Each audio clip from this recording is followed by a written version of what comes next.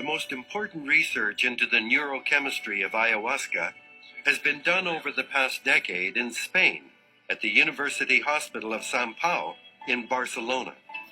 Dr. Jordi Riba has studied the medicine's effects on the human body and mind. What really struck me was that they appeared very calm. After they had taken ayahuasca, they remained seated with their eyes closed, but later when I interviewed them, they told me that they had revelations and visions. Mm-hmm. They had very interesting insights into their personality, the way they behaved, how they related to others, and they found that this was very useful for their everyday life, for their personal growth. And their past, perhaps, as well? Yeah, they also had emotional memories of their past, sometimes traumatic events. Yes. Some time ago, I used to joke saying that ayahuasca allowed people to have a random access to memory. But I think that it's not random, because what usually comes up are memories that have a very, very important emotional load.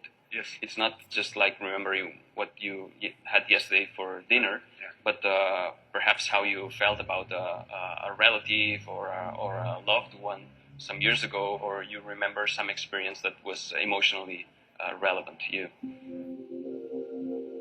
Dr. Riba and his team have found that ayahuasca hyperactivates the highly evolved neocortex, the area of the brain that makes us human. This is where we perceive, reason, and make decisions.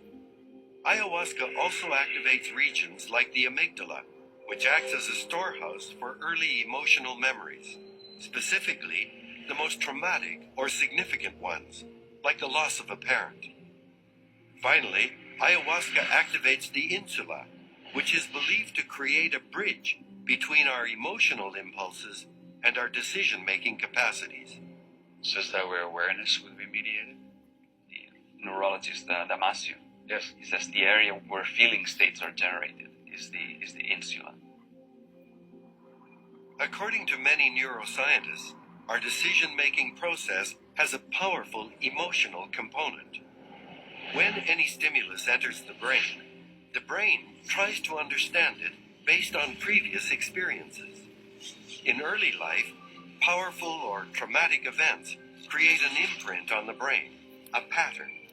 This pattern is like a shortcut, activated every time we face a similar situation. For example, if we were once attacked by a dog, our brain might harbor a set of these pathways that associate that dog with all dogs, making us fear them in general. We might even react adversely to a distant bark. Repeated events cause these neural patterns to reinforce their connections, binding them with protein and building them up like scar tissue. If this is how these traumas are rooted in our brains, how does ayahuasca affect those ingrained patterns? Ayahuasca hyperactivates the entire brain region where we store and process emotional memory, often uncovering long-forgotten memories. This hyperactivation enables the conscious part of the new brain to temporarily override previously entrenched patterns, allowing new connections to be made. Dogs, for example, may no longer be feared as these new connections are created and memories reevaluated. In field studies, ayahuasca users typically describe having emerged with new perspectives on past experiences and deeply rooted patterns of behavior.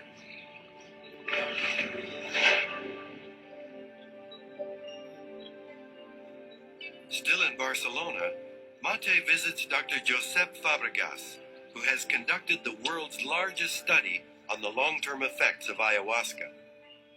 Over a period of several years, regular users were put through standardized tests to measure the effects of the tea on reasoning and decision-making. His results show that ayahuasca is not addictive and that ritualized use has no detrimental effects on healthy subjects.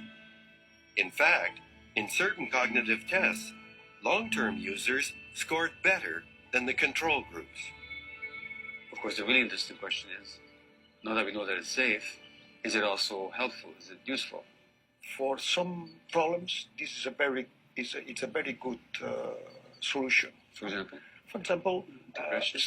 post-traumatic stress, the Yes. stress for the sexual abuse in Yes. the young people. Yes. Sometimes the psychiatry is not a solution for this, but only That's right. change the symptom.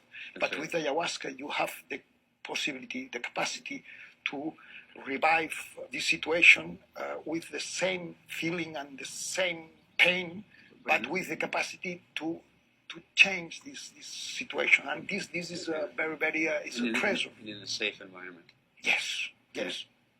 Most of addiction is about post-traumatic stress. It's a self-medication. So personally, I can see that it works, and I can also see why it works.